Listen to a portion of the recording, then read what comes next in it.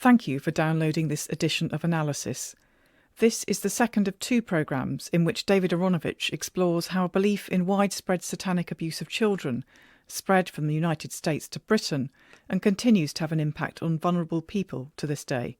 The first programme is still available via the BBC Analysis podcast stream. In 1990, Christine Johnston, a social worker from Nottingham, appeared on the BBC One programme Heart of the Matter. She was talking about a local case involving the sexual abuse of children that had achieved national notoriety. We've looked at every explanation that there could be other than ritual abuse, and at the end of the day we're left saying it can only be ritual abuse. And if the children here have experienced this and are talking about this, and children elsewhere and in America and Europe are saying the same things, there's got to be something happening. But if this something is true, what your evidence amounts to is a nationwide, worldwide network of appalling behaviour. Torture of children, yes. Unbelievable, isn't it? Unbelievable, but it had to be believed. The children had to be believed. However much we might want to resist the idea of such improbable evil, dozens of babies and animals being sacrificed in satanic rituals, it had to be faced up to. As I said on last week's programme, available to listen online and as a podcast if you missed it, I'm not disputing the idea that the society I grew up in was one that was often in denial about the existence of child sexual abuse. Some of our most trusted institutions dismissed the complaints of victims and colluded in protecting their abusers. But how did we go from a state of denial to one of credulity? Of course, in the thousands of cases of child sexual abuse over the years, there have been some where the abusers have sought to intimidate their victims with claims of being the devil or Lucifer. But the claims for ritual satanic abuse went much wider than that. I wanted to make these analysis programmes because the way in which ideas of organised ritual abuse and recovered memory spread had strong parallels with some, but not all, of the claims being made of historic VIP abuse. I am in that sense a selective sceptic. 25 years ago, in the Nottingham Broxtowe estate case, social workers believed they'd uncovered an extensive network of ritual abusers. The local police did not agree. And now, for the first time, a few journalists were beginning to wonder about what they were being told.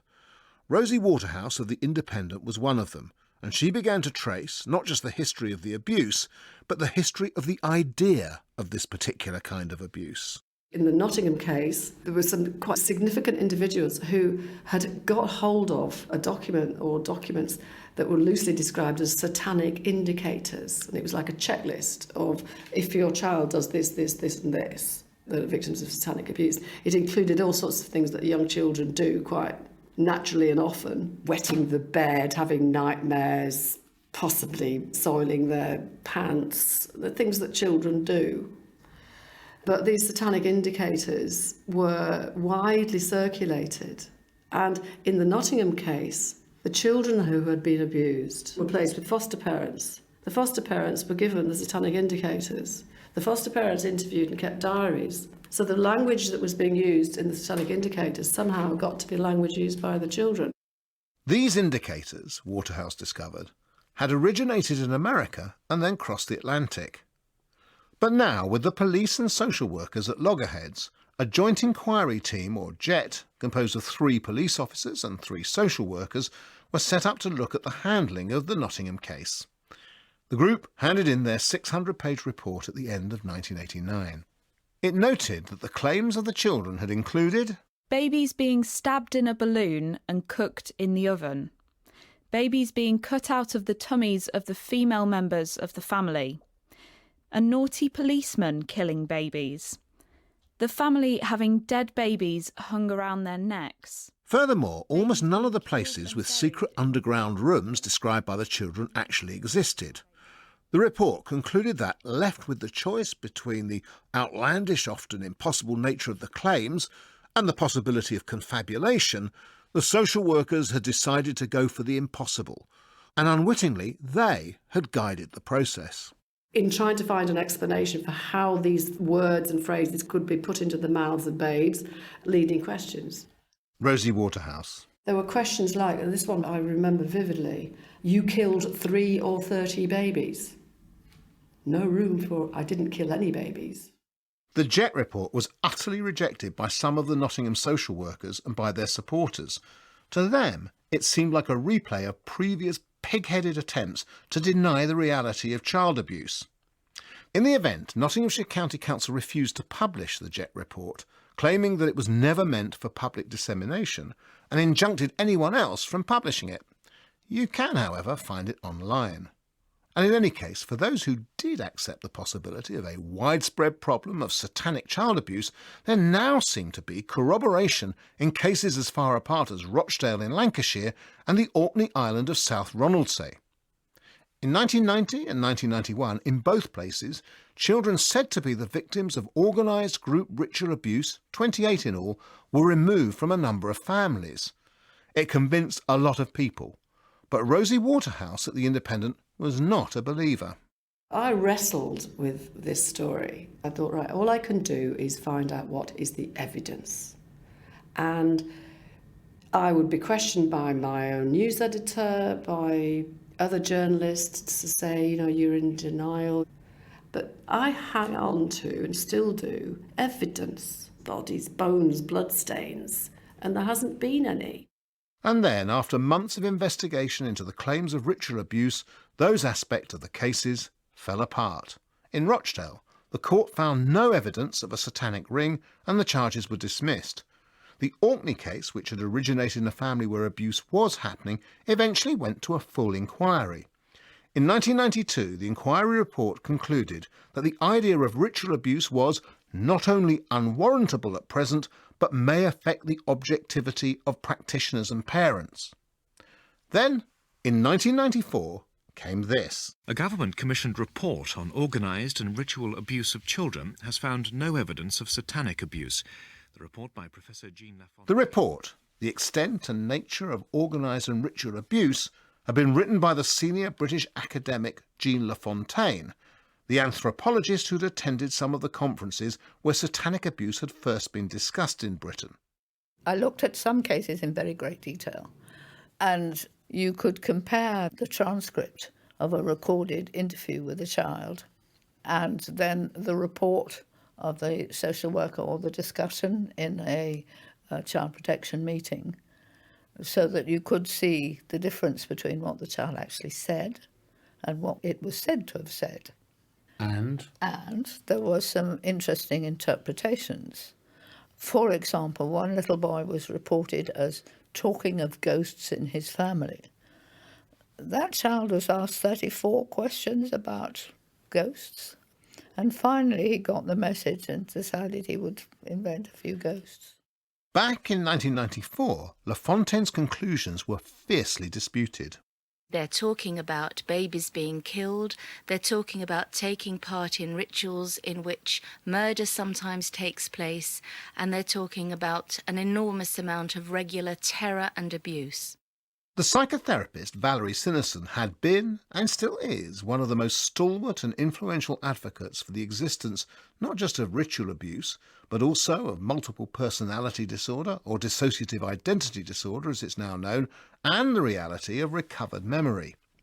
Her practice claims only to take patients from the NHS, and she's still to be found offering quotes for newspaper reports involving claims of satanic abuse. We asked her to appear on this programme, but she declined. In a way, given my own published views on the subject, I'm deeply sceptical about her work. That's not so surprising. However, Sue Hampson, a former counsellor for victims of abuse and a trainer in the field of mental health, did agree to be interviewed. One of the difficulties that people have had is with the extreme nature of what's been claimed about ritual child abuse. What's your view about some of the more implausible claims? Would you like to tell me what you mean by implausible? Well, I suppose I mean childhood sacrifice, sacrifice of animals, altars, sort of that kind of thing. I don't find them at all implausible. no. Many people have brought the terrible kind of torture that they've been involved in as young children, and they're deeply scarred by that. It's incredibly difficult for people to pluck up the courage to come and talk about being ritually abused. So it wasn't my job to not believe people who were clearly scarred physically and mentally by what they'd gone through. So for me, it's not implausible at all, no. If it wasn't your job to disbelieve them, was it your job to believe them? It was my job to work with them and support them. I'm very curious about why wouldn't people believe somebody telling you something which is clearly horrendous. It feels to me very anti-children, very anti-recovery, and on the side of abusers, rather than actually working with the person who's in front of you, who it's your work to actually support through very, very difficult things. At the heart of such a desire to believe lies a sincere anxiety about the consequences of disbelief, an anxiety Sue Hampson expresses very well. There are many barriers that prevent people from coming forward. First of all, they're very often told and threatened to keep silent. They're told they won't be believed. They're told they enjoyed it. They're told they initiated. That's one side of it in terms of the threats that prevent them. It's also hugely a taboo subject. There's a lot of guilt. There's a lot of confusion. People feel dirty. They feel ashamed. And so those are many reasons why people disclose many, many years later. Sue Hampson is surely right about that. And the last thing we need is to return to a situation where the victims of abuse are met with automatic disbelief. But such a worry can lead to good intentions becoming bad theory. One such theory is that of repressed memory that is so traumatic that it's been buried but can be recovered through therapy or expressing itself in the form of multiple personalities. But Richard McNally, Professor of Psychology at Harvard University and possibly the world's leading authority on psychological trauma, has never found any evidence that we are capable of repressing memories in this way. In fact, he says people, including sexual abuse victims, are more likely to remember traumatic events. Events that produce terror, that are extremely stressful, that produce the sort of stress hormones, whether it's rape, whether it's combat, things of this sort, people tend to recall these very well. It's not as if they have forgotten or repressed these sorts of memories. People who were in the Holocaust did not forget that they were confined to a concentration camp. Our sexual abuse victims who said they never forgot they were sexually abused, some of these were very disturbing cases as well, and they would often be quite incredulous. They say, you mean people say that they forget these things? I wish I could forget them. No, they're always there. So there's no sound science in the idea of repressed memory. But what about contemporary accusations of ritual abuse in the here and now? One of the reasons why, after 1994, there was less popular acceptance of the idea of satanic rites was the lack of corroborating evidence. I put that to Dr. Sarah Nelson of Edinburgh University, who wrote about the Orkney case and who still believes that ritual abuse was involved. Well, you make the mistake that many people make. The testimony of children and adults is in itself evidence. It's very interesting that this is always rejected. There was no evidence. But what people say and testify is also evidence. I think you mean corroborative evidence. That's a fair point. Testimony is evidence. But in the absence of physical corroboration, the evidence of witnesses must be reliable and it must be uncontaminated.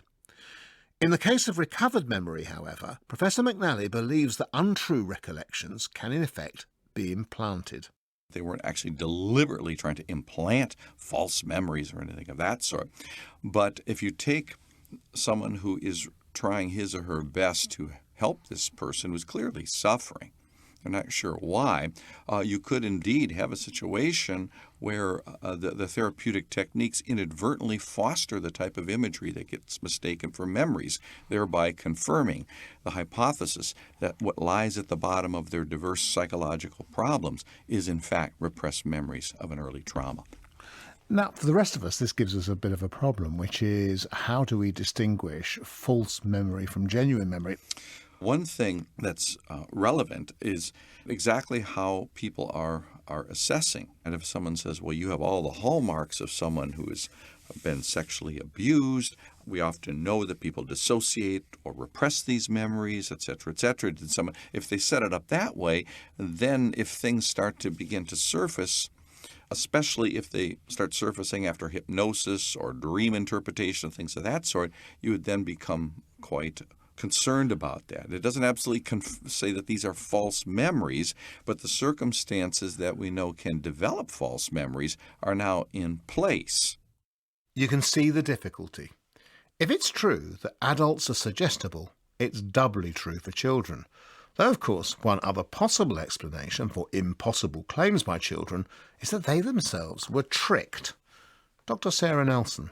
There is a tremendous amount of conjuring tricks and drugging in this form of abuse, so that people may think that someone was flying across the ceiling or that hot water turned to cold. It's not a question of belief or disbelief. It's often what tricks were performed on children to make them believe such things. We know, of course, that those who sexually abuse children can be highly manipulative. They need to silence their victims and cover their tracks.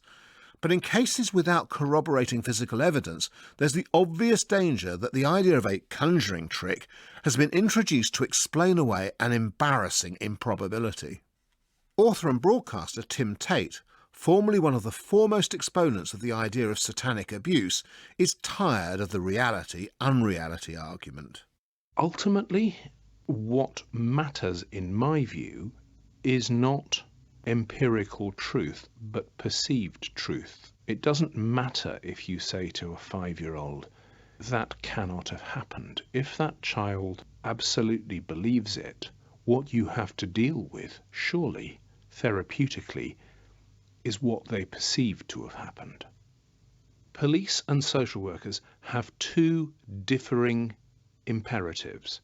A policeman's job, an investigator's job, is to bring a case to court if the evidence is strong enough to secure a conviction. A social worker's job is therapeutic, to address the child's fear and diffuse it. But do you think that the social workers involved in cases like this actually accept your distinction? Because my strong impression is that they don't. I think you'd have to ask the social workers is the answer to that. But accusations of child abuse, rightly, do not stay in the therapy room. Such claims will often lead to demands for action against those accused. And one consequence of taking literally the uncorroborated evidence of those supposedly recovering memories, or of children alleging abuse, is, as I think it is right now, the danger of false accusation. It's impossible to know how big or how small the problem of false accusation is. Sue Hampson, the victim counselling trainer, thinks the danger is exaggerated. Any allegation that's false is highly regrettable. But my belief is that it doesn't happen that much at all. And so that's why I feel so frustrated at the fact that this is the focus that we get. The legacy of people who have been sexually abused means the damage and the wrecking of lives that happens. That's what we should be focusing on, not those small proportion of people who may be subject to false allegations. To me, such a view, and I've heard it often, is in effect saying that the small number of false accusations suffered by innocent people is a price worth paying for reassuring genuine victims. But there are several reasons for rejecting such a view. The most obvious is that the damage caused to anyone accused of child sexual abuse and their families can be absolutely catastrophic. Even where someone is fully exonerated, there will be people who persist in believing in their guilt.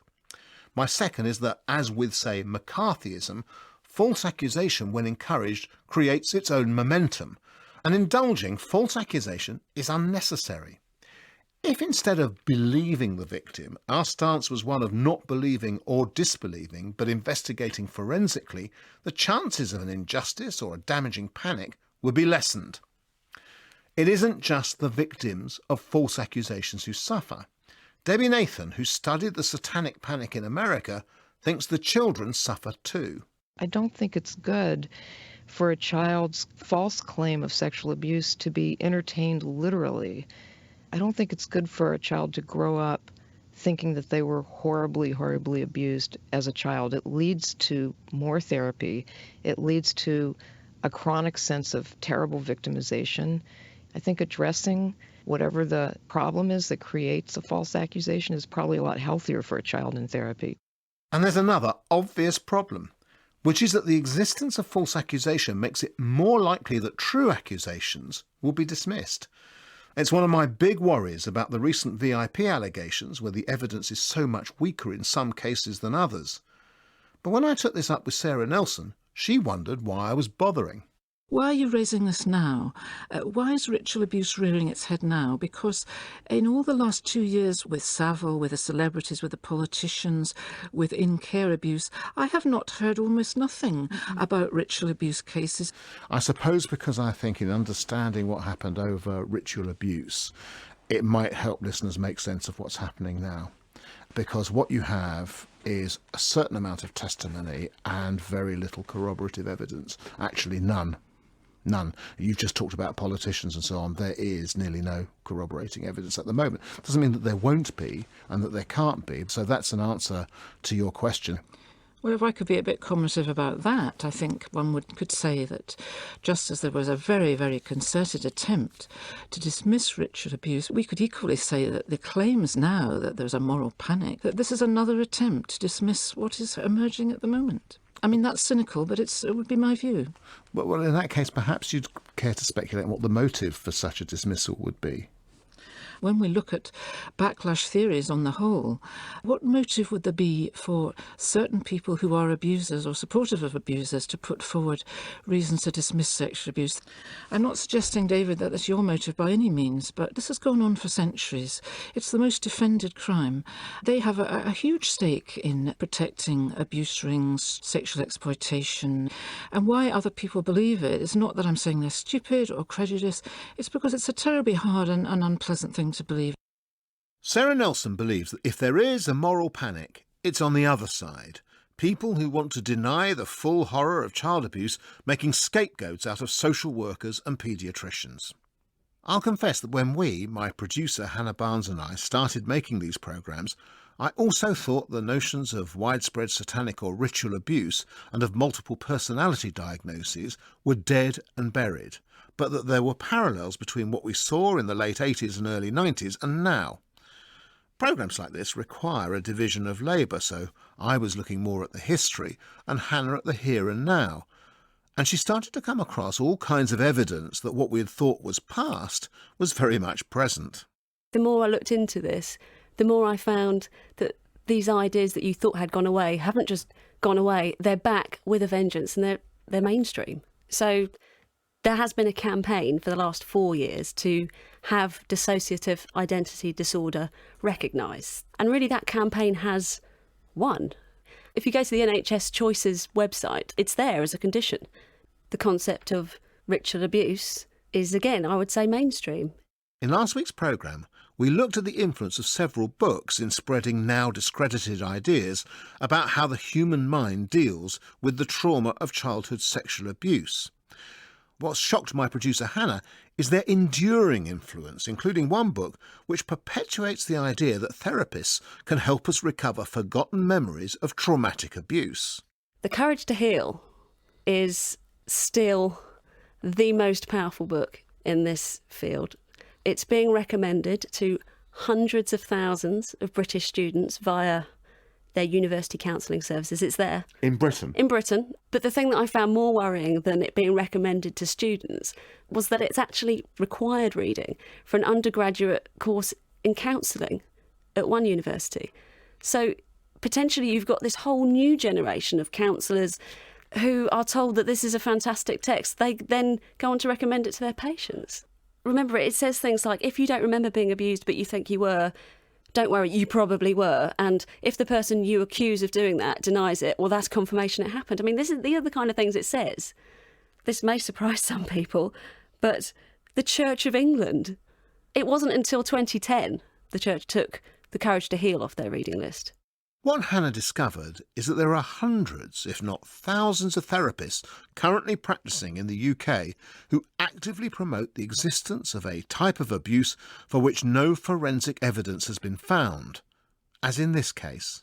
My therapist wanted me to try and imagine things and to imagine the smells and the thoughts and the feelings, and when this person was touching me, where were they touching me, how were they touching me.